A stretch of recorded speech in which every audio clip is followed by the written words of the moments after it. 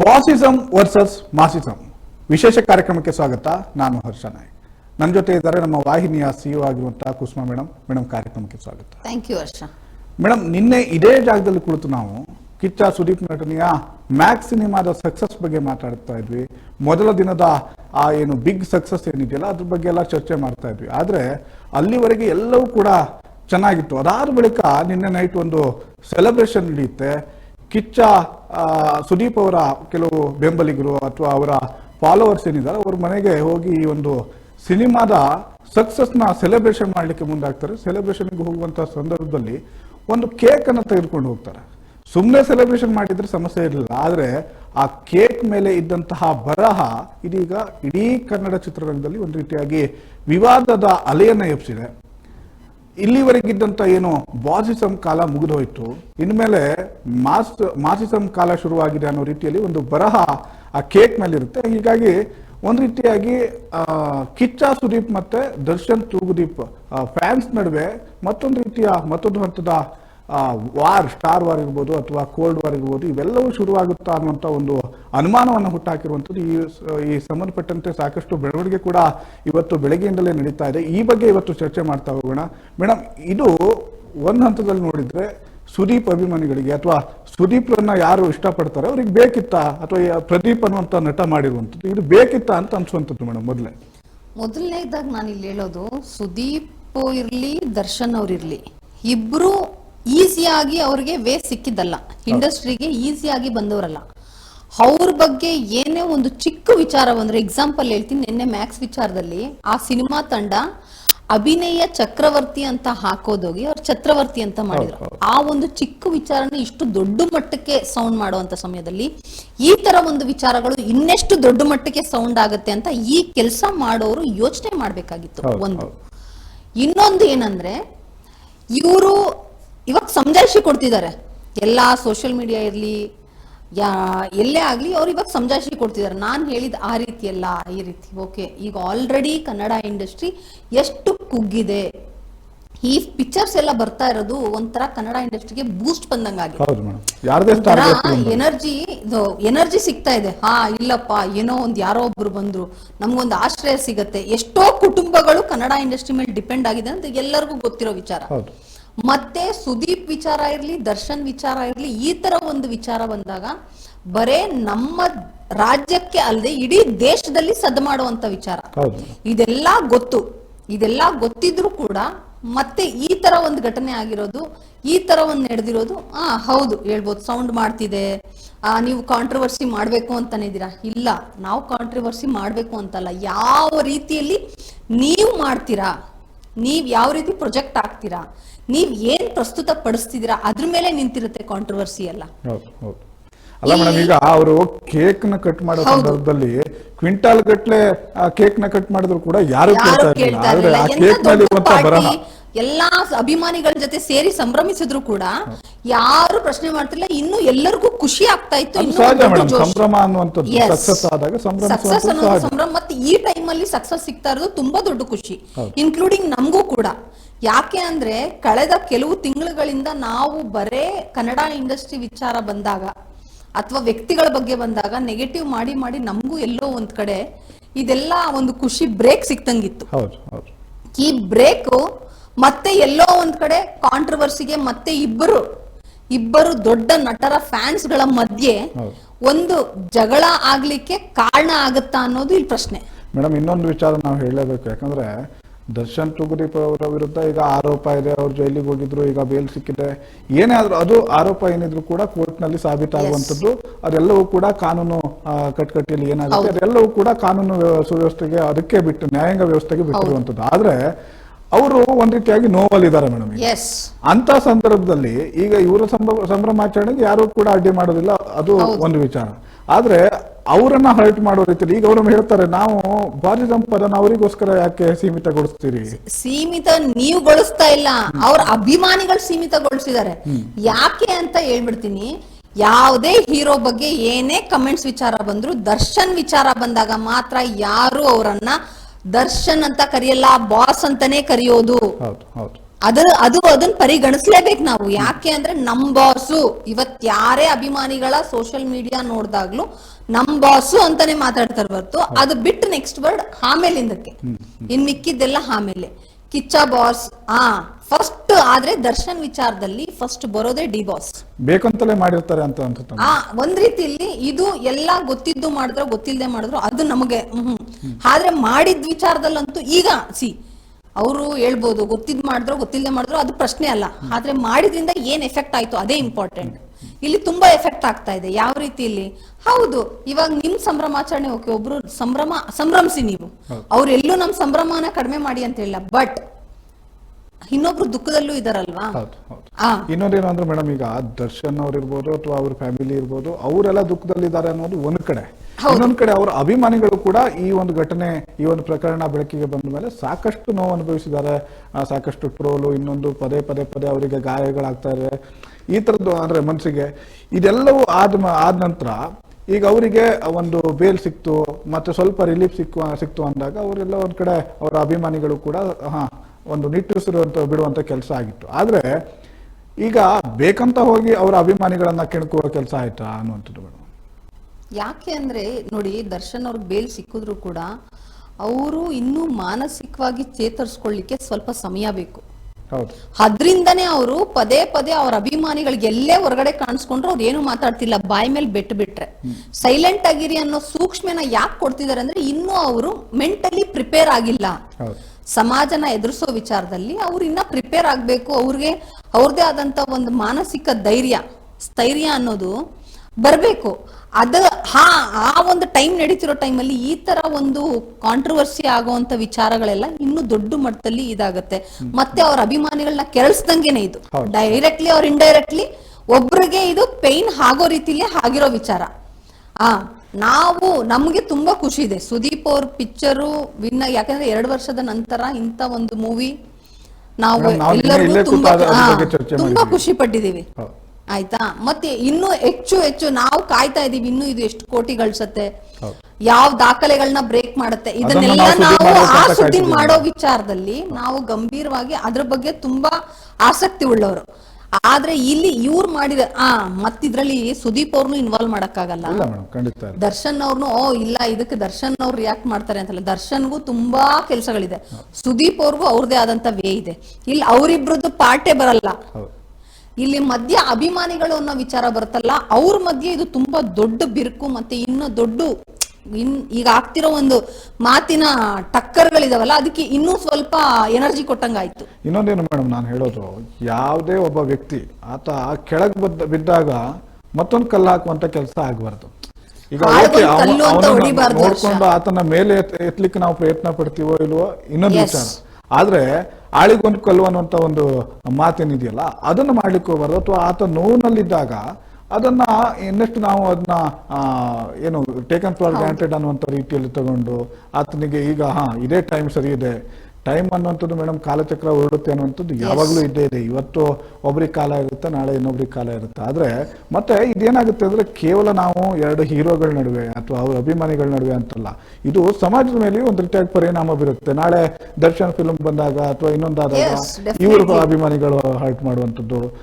ಸುದೀಪ್ ಈಗ ಎಲ್ಲ ಕಡೆ ಕೂಡ ಶಾಂತ ರೀತಿಯಾಗಿ ಸಿನಿಮಾ ಪ್ರದರ್ಶನ ಕಾಣ್ತಾ ಇದೆ ಮೇಡಮ್. ಅವರ ಅಭಿಮಾನಿಗಳು ನಾಳೆ ರೊಚ್ಚಿಗೆದ್ದು ಇನ್ನೊಂದು ರೀತಿಯಾಗಿ ಸಮಾಜಕ್ಕೆ ತೊಂದರೆ ಆಗುವಂತ ಕೆಲಸಗಳನ್ನ ಮಾಡ್ಬೋದು. ಇದೆಲ್ಲವೂ ಕೂಡ ಕಾರಣ ಆಗುತ್ತೆ. ಇದು ಮತ್ತೆ ಇನ್ನೊಂದು ಆರ್ಡಿನರಿ ಅಭಿಮಾನಿ ಎಲ್ಲೋ ಒಬ್ಬ ಬೈಟ್ ಕೊಟ್ಟಿದೆ ಅಥವಾ ಇನ್ನೊಬ್ಬ ಯಾರೋ ಥರ್ಡ್ ಪರ್ಸನ್ ಗೊತ್ತಿಲ್ಲ ಅಂದ್ರೆ ಓಕೆ ಅನ್ಬೋದು. ಆದ್ರೆ ಅಲ್ವಲ್ಲ, ಇದೆ ಕನ್ಸರ್ನ್ ಪರ್ಸನ್, ಆ ವ್ಯಕ್ತಿ ಕೂಡ ಒಂದು ನಟ. ಏನ್ ಹೇಳಿ, ಅವರಿಗೆ ಸೋಷಿಯಲ್ ಮೀಡಿಯಾ ಇರ್ಲಿ ಅಥವಾ ಅಭಿಮಾನಿಗಳ ಬಗ್ಗೆ ಆಗ್ಲಿ ಸ್ವಲ್ಪ ಯೋಚನೆ ಇರ್ಬೇಕು. ಏನೇ ಒಂದು ಮಾಡ್ಬೇಕಾದ್ರೂ ಈ ತರ ಒಂದು ನಾವು ಕೇಕ್ ತಗೊಂಡು ಹೋಗ್ತಿದೀವಿ, ಈ ತರ ಒಂದು ಸೆಲೆಬ್ರೇಷನ್ ಮಾಡ್ಬೇಕು ಅಂತಿದೀವಿ, ಆ ಸೆಲೆಬ್ರೇಷನ್ ಅಲ್ಲಿ ನೀವೇ ಯಾಕೆ ಕಾಂಟ್ರವರ್ಸಿನ ಹುಡುಕೊಳ್ತೀರಾ? ನಾನ್ ಕೇಳೋದು ಅಷ್ಟೇ ಪ್ರಶ್ನೆ. ನಿಮ್ಗೆ ಸೆಲೆಬ್ರೇಷನ್ ಇಂಪಾರ್ಟೆಂಟ್, ನಿಮ್ ಖುಷಿನ ವ್ಯಕ್ತಪಡಿಸೋದು ಇಂಪಾರ್ಟೆಂಟ್, ಇದಲ್ವಲ್ಲ, ಇದಲ್ವೇ ಅಲ್ಲ. ಮತ್ತೆ ಇನ್ನೊಂದು ವಿಚಾರ ಏನಂದ್ರೆ, ಇನ್ನು ಇಂಡಸ್ಟ್ರಿ ಚೇತರಿಸ್ಕೊಳಕ್ ಸ್ವಲ್ಪ ಟೈಮ್ ಬೇಕು. ಅದನ್ನ ಪ್ರತಿಯೊಬ್ಬ ನಟರು, ಪ್ರತಿಯೊಬ್ಬ ಫಿಲಂ ಇಂಡಸ್ಟ್ರಿಗೆ ಸೇರೋ ಪ್ರತಿಯೊಬ್ರು ದೊಡ್ಡವರಿಂದ ಹಿಡಿದು ಚಿಕ್ಕವರು ಕೂಡ ಇದನ್ನ ಅರ್ಥ ಮಾಡ್ಕೊಳ್ಬೇಕು. ಯಾಕೆ ಅಂದ್ರೆ ಇಂಡಸ್ಟ್ರಿ ನಾಟ್ ಓನ್ಲಿ ಒಬ್ಬೊಬ್ಬ ಹೀರೋ ಬರಲ್ಲ, ಎಂಟೈರ್ ಕನ್ನಡ ಇಂಡಸ್ಟ್ರಿನೇ ಸುಧಾರಿಸ್ಕೊಳ್ಳೋಕೆ ಸ್ವಲ್ಪ ಟೈಮ್ ಬೇಕು. ಆರ್ಥಿಕವಾಗಿ ಇದ್ರ ಮೇಲೆ ಎಷ್ಟೋ ಜನ ಬಡವರು ಡಿಪೆಂಡ್ ಇರ್ತಾರೆ. ಒಂದೊಂದು ಮೂವಿ ವಿಚಾರ ಬಂದಾಗ್ಲೂ ನೂರಾರು ಕುಟುಂಬಗಳು ಡಿಪೆಂಡ್ ಇರ್ತವೆ. ಇದೆಲ್ಲ ನೀವು ಯೋಚನೆ ಮಾಡಬೇಕು. ಸೊ ಯಾಕೆ ಅಂದ್ರೆ ಇವತ್ತು ಸೋಷಿಯಲ್ ಮೀಡಿಯಾ ಅನ್ನೋದು ಅಷ್ಟು ಸ್ಟ್ರಾಂಗ್ ಆಗಿದೆ. ಒಂದು ಚಿಕ್ಕ ಹೇಳಿಕೆ, ಒಂದು ಚಿಕ್ಕದು ನಾವು ಬರವಣಿಗೆ ಜಸ್ಟ್ ಏನೋ ಒಂದು ಹಾಕಿದ್ರೆ ಕೋಟ್ಯಾಂತರ ಜನ ವೀಕ್ಷಿಸ್ತಾ ಇರ್ತಾರೆ, ಇದನ್ನೆಲ್ಲ ಗಮನಿಸ್ತಾರೆ ಅನ್ನೋದನ್ನ ಮನದಟ್ಟು ಮಾಡಿಕೊಂಡು ನಾವು ಮಾಡಬೇಕು. ಇನ್ನೊಂದು ವಿಚಾರ ಅಂದ್ರೆ ಮೇಡಮ್, ಈಗ ಅಣ್ಣ ಅಣ್ಣ ಅಂತೇಳಿ ಹೇಳ್ಕೊಂತಿರ್ತಾ ಇರ್ತಾರೆ. ಅವ್ರನ್ನ ಖುಷಿ ಪಡಿಸೋ ಸಲುವಾಗಿ ಇನ್ನೇನೋ ಸೃಷ್ಟಿ ಮಾಡೋದು ಅಥವಾ ಇನ್ನೊಬ್ರಿಗೆ ಘಾಸಿಗೊಳಿಸುವಂತ ಕೆಲಸ ಮಾಡೋದು ಇದಾಯ್ತಾ ಅಂತ ಈ ವಿಚಾರದಲ್ಲಿ ಮೇಡಮ್ ಆಗಿದೆ. ಯಾಕೆ ಅಂತ ಹೇಳ್ಬಿಡ್ತೀನಿ. ಕಾಣ್ತಾ ಇದೆ, ನಾನ್ ಹೇಳ್ತಾ ಇಲ್ಲ ಇದು ಆಗಿದೆ ಮಾಡಿದ್ದೀರಾ ಕನ್ಫರ್ಮ್ ಅಂತ ನಾನು ಆ ಹೇಳ್ತೀನಿ. ಪದ ಬೇಕಾಗೇ ಇರ್ಲಿಲ್ಲ ಅಲ್ಲಿ ಆ ಪದದ ಅವಶ್ಯಕತೆ ಇರ್ಲಿಲ್ಲ. ಅದಲ್ದೇನು ಮ್ಯಾಕ್ಸ್ ಸಿನಿಮಾದ ಬಗ್ಗೆ ಸೂಪರ್ ಆಗಿ ಹಾಕ್ಸಿದ್ರು. ಡೈಲಾಗ್ ಗಳನ್ನ ಬಳಸ್ಕೋಬೇಕಿತ್ತು. ನಾನೇ ಖುದ್ದಾಗಿ ಅವ್ರನ್ನ ಮಾತನಾಡಿಸುವಂತ ಕೆಲಸ ಕೂಡ ಮಾಡಿದೆ ಮೇಡಮ್. ಆ ಸಂದರ್ಭದಲ್ಲಿ ಅವ್ರು ಹೇಳೋದೇನು ಅಂದ್ರೆ, ಬಾಸ್ ಅನ್ನುವಂತ ಪದನ ಯಾಕೆ ನೀವು ಸೀಮಿತಗೊಳಿಸ್ತೀರಿ, ನಿಮ್ಮ ಆಫೀಸಲ್ಲೂ ಕೂಡ ನೀವು ಯಾರಿಗೋ ಬಾಸ್ ಅಂತ ಕರಿಬಹುದು, ಈ ತರದ ಹೇಳಿಕೆನ ಕೊಟ್ರು. ಅದೇನೇ ಇದ್ರು ಕೂಡ ಕನ್ನಡ ಚಿತ್ರರಂಗದಲ್ಲಿ ಬಂದಾಗ ಬಾಸ್ ಅಂದ್ರೆ ಯಾರಿಗೆ ಕರೀತಾರೆ, ಯಾಕೆ ಅವರ ಅಭಿಮಾನಿಗಳು ಅಷ್ಟೊಂದು ಈಗ ಕಿಚ್ಚಾಗೆ ಬಾಸ್ ಅಂತ ಕರೀಲಿ.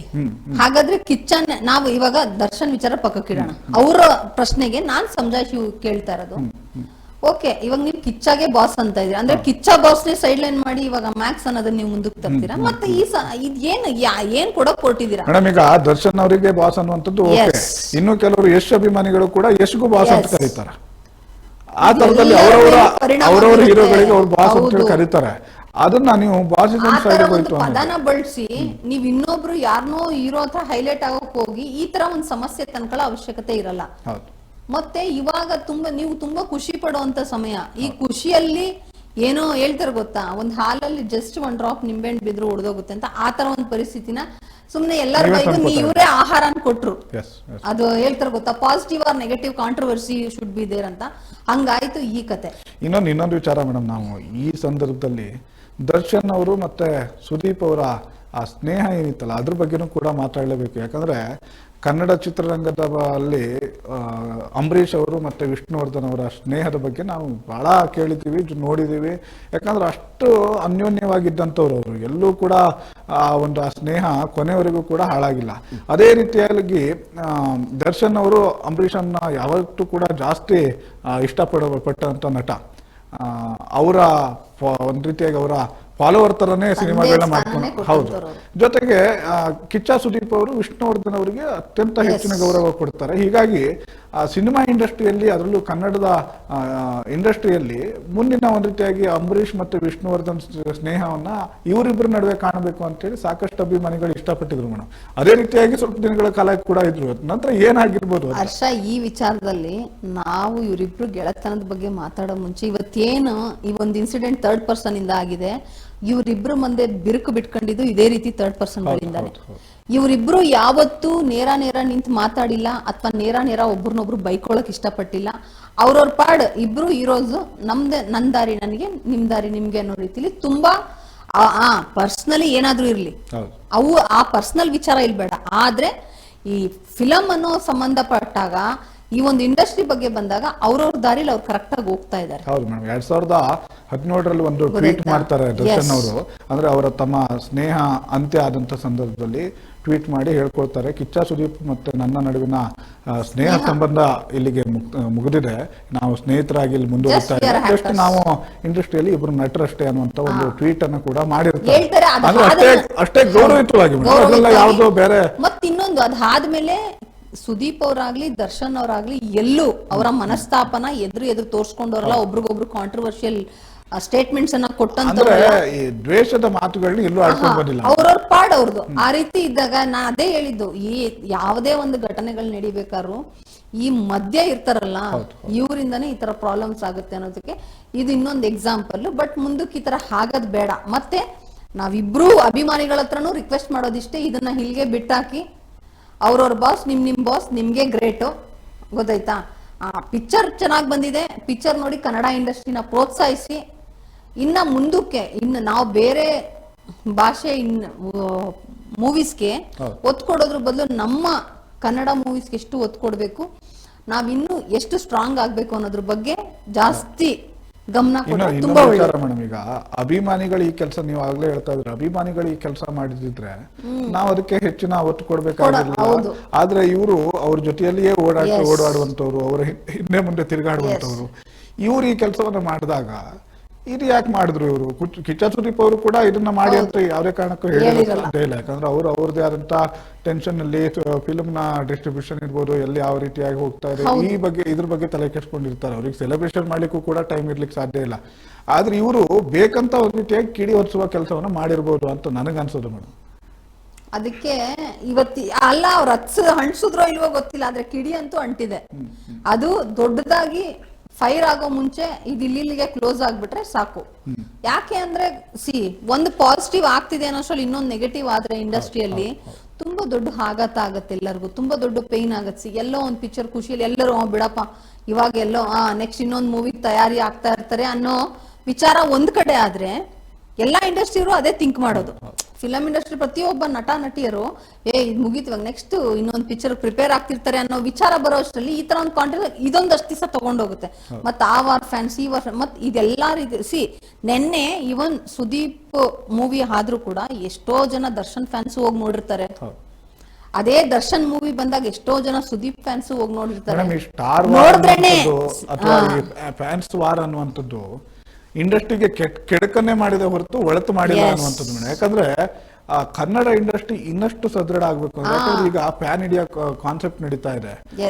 ತೆಲುಗು, ತಮಿಳು, ಮಲಯಾಳಂ, ಹಿಂದಿ ಮೂವಿಗಳು ಇಲ್ಲಿ ಬಂದು ಅವರ ಅಬ್ರ ಜಾಸ್ತಿ ಆಗ್ತಾ ಇದೆ. ನಮಗೆ ನಮ್ಮ ಸ್ಟಾರ್ಗಳ ಸಿನಿಮಾಗಳು ದೇಶದ ಮಟ್ಟದಲ್ಲಿ ಸದ್ದು ಮಾಡ್ಬೇಕಂದ್ರೆ ಮೊದಲು ನಾವ್ ಇಲ್ಲಿ ಗೆಲ್ಸ್ಬೇಕು ಮೇಡಮ್. ನಮ್ಮ ಸಿನಿಮಾಗಳು ಗೆಲ್ಸಿದ್ರೇನೆ ಮುಂದಕ್ಕದು ನೆಕ್ಸ್ಟ್ ಹಿಟ್ ಆಗಕ್ಕೆ ಕೇವಲ ನಮ್ಮ ಹೀರೋಗಳ ಫಿಲ್ಮ್ ಅಷ್ಟೇ ನೋಡ್ತೀವಿ ನಾವು ಅನ್ನೋದಕ್ಕೆ ಕ್ರಿಯೇಟಿವಿಟಿ ಸ್ಟೋರಿ ಏನ್ ಕೊಡ್ತಾರೆ ಒಂದು ಎಂಟರ್ಟೈನ್ಮೆಂಟ್ ವೈಸ್ ಅಲ್ಲಿ ಅದನ್ನ ನೋಡ್ಬೇಕು ಆಯ್ತಾ. ಅದನ್ನ ಬಿಟ್ಟು ಈ ಬಾಸ್ ಹೌದು ನಿಮ್ಗೆ ಅವ್ರ ಬಗ್ಗೆ ಗೌರವ ಇದೆ, ಅವ್ರನ್ನ ಫಾಲೋ ಮಾಡ್ತೀರಾ, ಅದೆಲ್ಲ ಒಪ್ಕೊಳ್ಳೋಣ. ಆದ್ರೆ ಈ ವಿಚಾರಗಳು ಬಂದಾಗ ನಮ್ಮ ಇಂಡಸ್ಟ್ರಿ ಇದ್ರೇನೆ ಅಲ್ವಾ ನೆಕ್ಸ್ಟ್ ಅನ್ನೋದು ಫಸ್ಟ್ ಥಾಟ್ ಎಲ್ಲರ ಮನ್ಸಲ್ಲೂ ಬರ್ಬೇಕು. ಎಲ್ಲರೂ ಮೂವಿನ ನೋಡಿ ಪ್ರೋತ್ಸಾಹಿಸ್ಬೇಕು ಅವ್ರಿಗೆ. ಅವಾಗಷ್ಟೇ ಅವ್ರಿಗೆ ಇನ್ನೂ ಜೋಶ್ ಬರುತ್ತೆ. ಇಲ್ಲ ಇನ್ನ ಎಕ್ಸ್ಪೆಕ್ಟ್ ಮಾಡ್ತಿದ್ದಾರೆ ನನ್ನ ಅಭಿಮಾನಿಗಳು ಅಥವಾ ವೀಕ್ಷಕರು ಇನ್ನ ಎಕ್ಸ್ಪೆಕ್ಟ್ ಮಾಡ್ತಿದ್ದಾರೆ ಅಂತ, ಇನ್ನ ಏನ್ ಚೇಂಜಸ್ ತರ್ಬೋದು ಅದ್ರ ಬಗ್ಗೆ ಹೆಚ್ಚು ಗಮನ ಕೊಟ್ಟು ಇನ್ನ ವರ್ಕ್ ಹಾರ್ಡ್ ಮಾಡ್ತಾರೆ.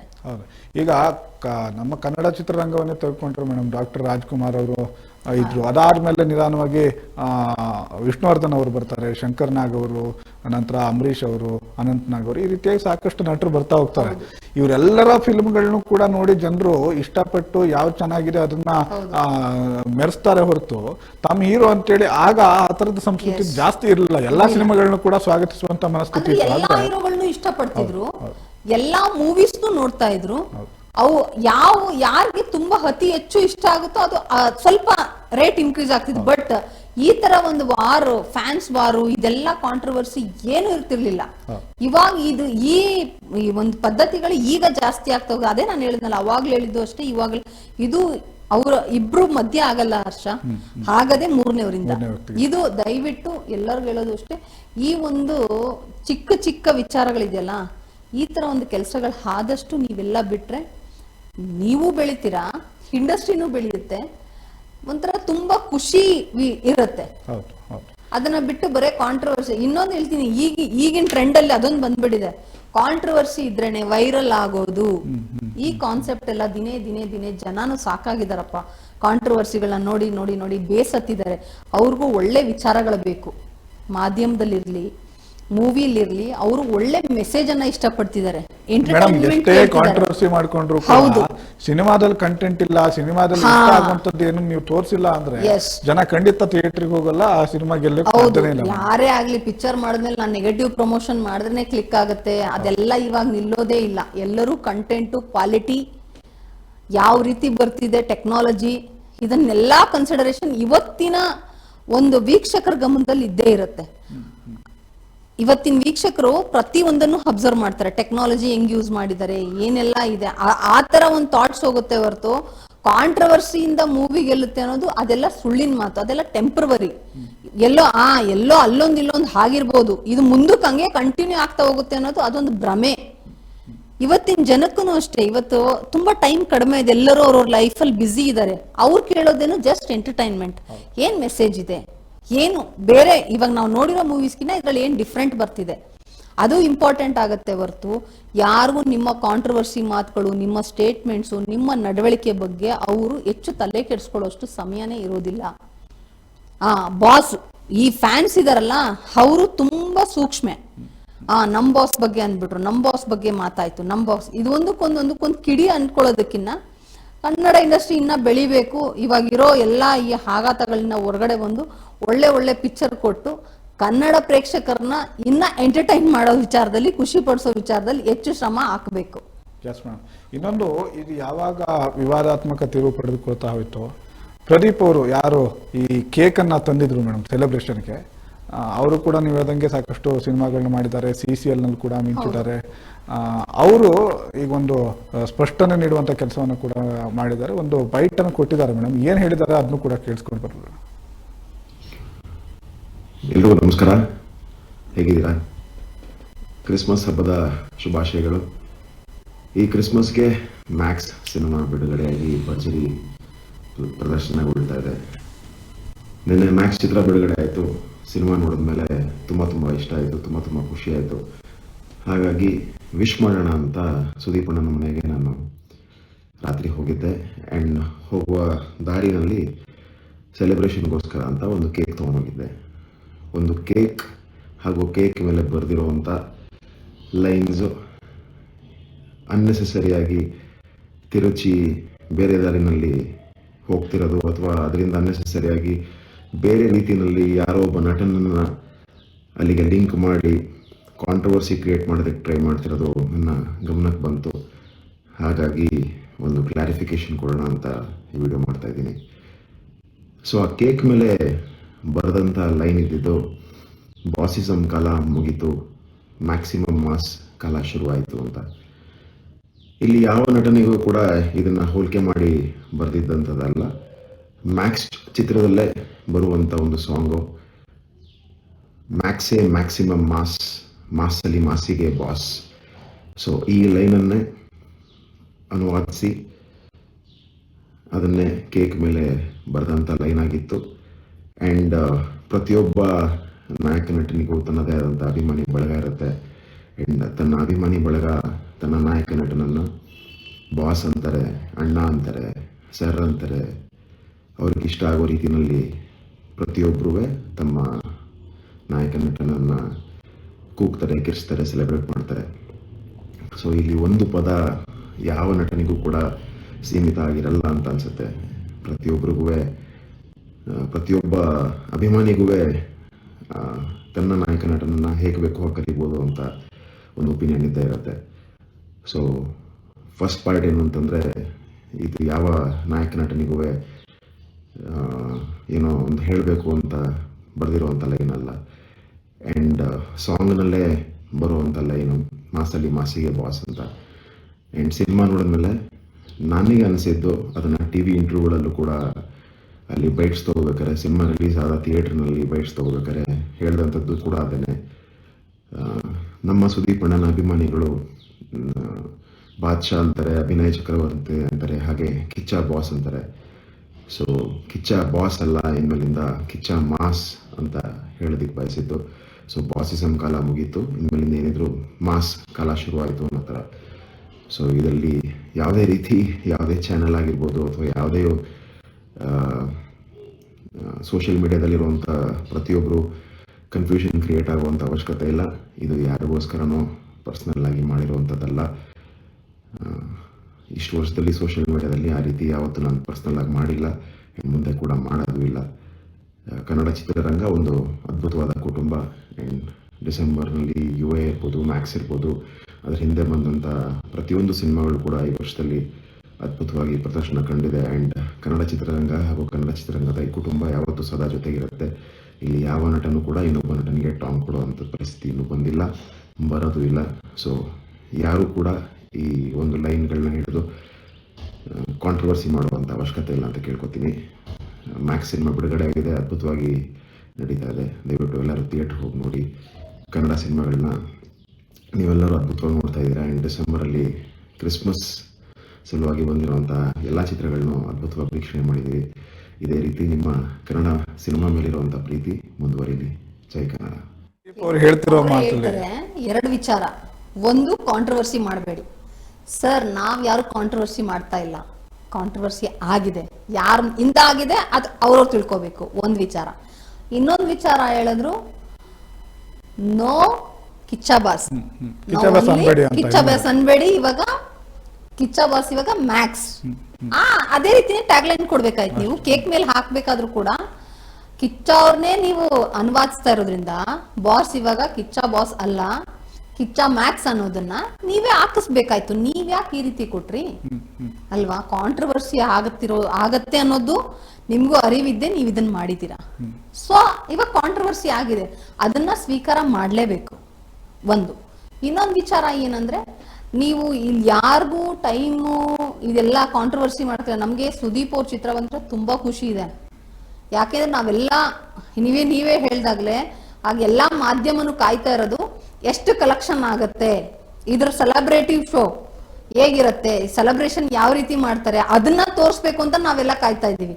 ಆದ್ರೆ ನಮ್ಗೆ ಈ ತರ ಒಂದು ಕಾಂಟ್ರವರ್ಸಿ ತೋರಿಸೋ ರೀತಿಯಲ್ಲಿ ಬರುತ್ತೆ ಅನ್ನೋದು ನಾವು ಅನ್ಕೊಂಡಿರ್ಲಿಲ್ಲ. Madam, KGF cinema PAN India ಹಂತದಲ್ಲಿ ಅತಿ ಹೆಚ್ಚು ಗಳಿಕೆ ಕಂಡಾಗ, ದಾಖಲೆಗಳನ್ನು ಬರೆದಾಗ ಅತಿ ಹೆಚ್ಚು ಖುಷಿ ಪಟ್ಟವರು ಮೊದಲು ಕನ್ನಡಿಗರು, ಕನ್ನಡದ ಮಾಧ್ಯಮಗಳು. ಯಾಕಂದ್ರೆ ನಮ್ಮ ಹೀರೋಗಳ ಸಿನಿಮಾ ರಾಷ್ಟ್ರೀಯ ಮಟ್ಟದಲ್ಲಿ ಅಷ್ಟೊಂದು ಸದ್ದು ಮಾಡುತ್ತೆ, ಅಂತಾರಾಷ್ಟ್ರೀಯ ಮಟ್ಟದಲ್ಲೂ ಕೂಡ ಸದ್ದು ಮಾಡುತ್ತೆ ಅಂದಾಗ ನಮ್ಗೆ ಖುಷಿ ಆಗೋದು ಮೇಡಮ್. ಎಲ್ಲರಿಗಿಂತ ಅದಕ್ಕೆ ಹೀರೋ ಯಾರೇ ಆಗಿರ್ಲಿ ತುಂಬಾ ಖುಷಿ. ಮತ್ತೆ ಅದನ್ನ ಯಾಕೆ ಅಂದ್ರೆ ಇದು ಯಾಕೆ ಅಷ್ಟು ಖುಷಿ ಕೊಡುತ್ತೆ ಅಂದ್ರೆ, ಯಶ್ ಅವರು ಒಂದ್ ವೇದಿಕೆಯಲ್ಲಿ ನಿಂತ್ಕೊಂಡು ಹೇಳ್ತಾರೆ, ಕನ್ನಡ ಇಂಡಸ್ಟ್ರಿನ ನಾನು ಅಲ್ಲಿ ತಗೊಂಡೋಗಿ ತೋರಿಸ್ತೀನಿ ಅಂತ. ಅವ್ರು ಅದನ್ನ ಮಾಡ್ತಾರೆ. ಅದರಿಂದನೇ ಹೀರೋಗಳ ಬಗ್ಗೆ ಅಷ್ಟು ಖುಷಿ, ಅಷ್ಟು ಅಭಿಮಾನಿಗಳು ಉಟ್ಕೊಳ್ಳೋದು. ಅವ್ರು ಕೊಟ್ಟು ಮಾತಂತೆ ನಡ್ಕೊಂಡಿರ್ತಾರಲ್ಲ, ಅದರಿಂದನೇ.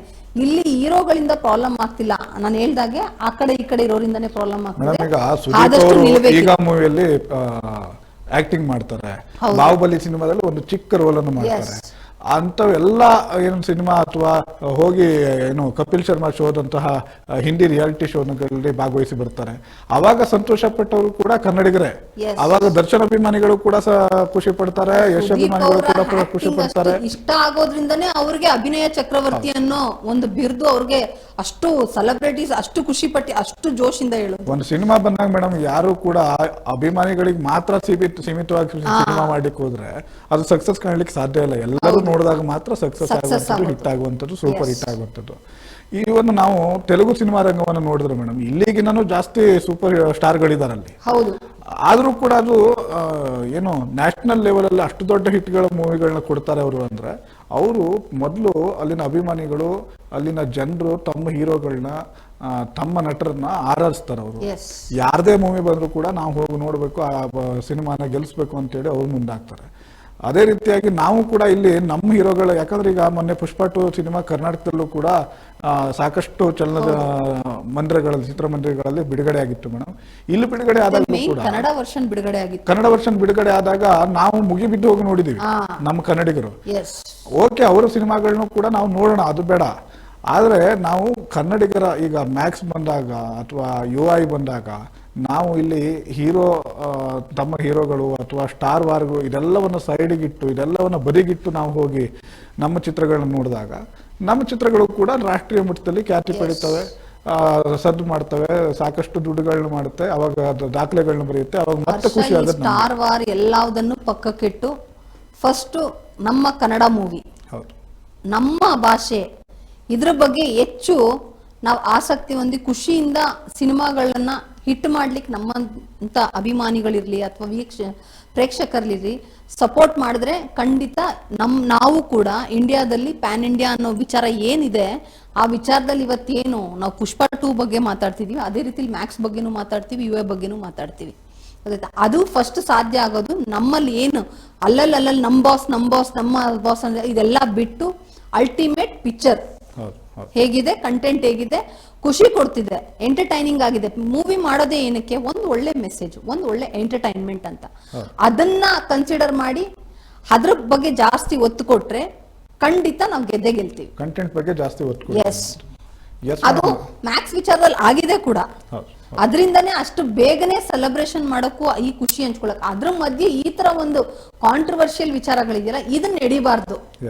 ಅಷ್ಟೇ ನಮ್ಮ ಮೇಡಮ್, ಕಾಳಜಿ. ಈಗ ಕನ್ನಡದ ಮಾಧ್ಯಮಗಳ ಬಗ್ಗೆನೂ ಇವ್ರು ಕಾಂಟ್ರವರ್ಸಿ ನಾವೇ ಮಾಡಿದ್ವಿ ಅನ್ನೋ ರೀತಿಯಲ್ಲಿ ಅವರು ಆರೋಪ ಮಾಡುವಂಥದ್ದು. ಆದ್ರೆ ನಾವು ಕನ್ನಡ ಚಿತ್ರಗಳನ್ನು ಬೆಳೆಸುವಂತ ನಿಟ್ಟಿನಲ್ಲಿ ಕನ್ನಡ ಮಾಧ್ಯಮಗಳ ಪಾತ್ರ ಕೂಡ ಸಾಕಷ್ಟು ಮಹತ್ವದ್ದಾಗಿದೆ ಅನ್ನೋದನ್ನ ಮತ್ತೊಂದ್ಸರಿ ನಾನು ಮಾಡ್ಲೇಬೇಕು.